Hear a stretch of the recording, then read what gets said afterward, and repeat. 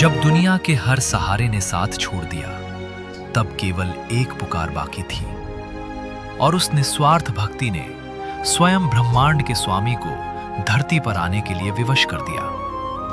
राधे राधे मित्रों, गजेंद्र मोक्ष के प्रथम अध्याय में आप सभी ने देखा कि कैसे मृत्यु के मुख में खड़े गजराज को प्रभु ने जीवन दान दिया।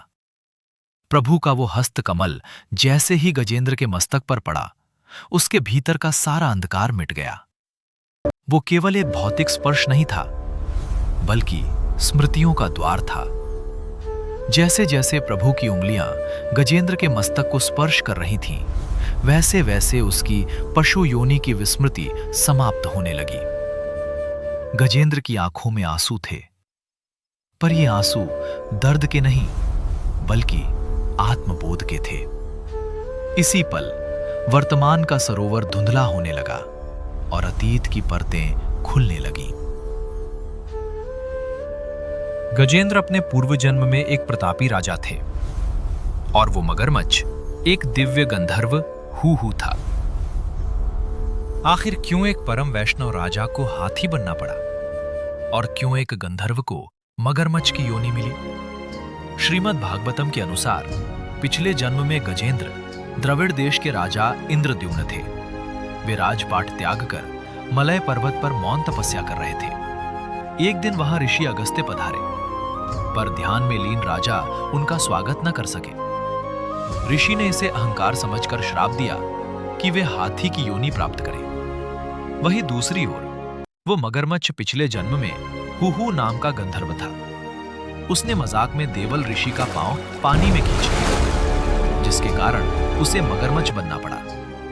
विधि का विधान देखिए, दोनों को एक ही सरोवर में मिलना था ताकि स्वयं नारायण उनका उद्धार कर सके। श्राप भी तब वरदान बन जाता है जब अंत में प्रभु की प्राप्ति हो। वो मगरमच्छ अपने गंधर्व स्वरूप में वापस लौट आया और राजा इंद्रद्युम्न को गजराज के रूप में भगवान का सानिध्य मिला।